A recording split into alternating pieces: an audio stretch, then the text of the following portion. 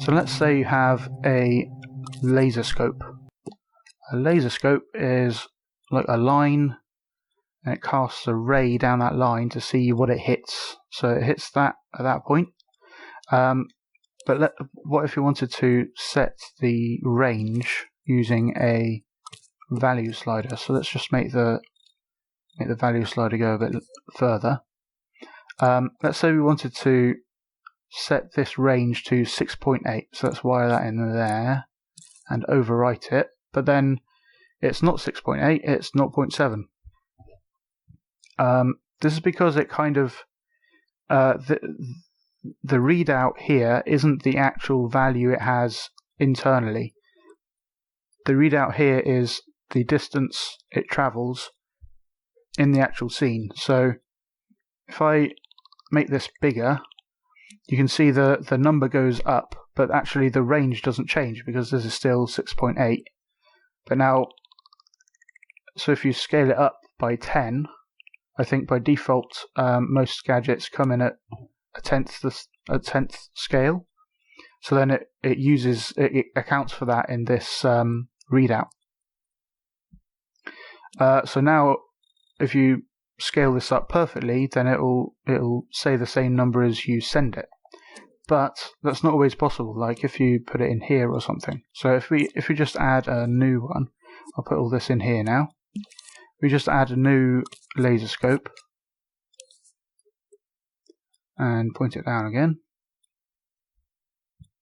Now instead of trying to set it directly with the overwrite, what we can do is use modulate. So if you wire that into there, because it had a non-zero value in here to start with, it gave us a modulate wire blend mode. If you hold L1, you can see more about that, and you can use L1 and X to go through the different blend modes.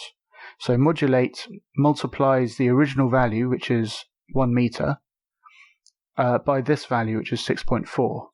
So now at 2.2, we're getting 2.2 meters because it's multiplying whatever internal value is going on by this number, and then the readout shows the right kind of value that we expect. And that works on things like trigger zones as well, where you have the zone size. So if that behaves strangely as well if you overwrite, but if you use modulate and set the original value to 1, then you're multiplying it by the 1, and then you get 5.7 meters, which is that size. This goes for rotators as well. So if we make that rotator affect the ground, and we'll have it pointing up,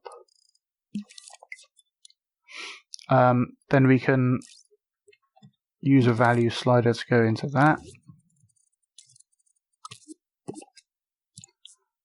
using the modulate method. So if we set this to 1 degree per second, then when we set this to a value, it'll multiply it by 1 degree. So 5.9 is 5.9 degrees.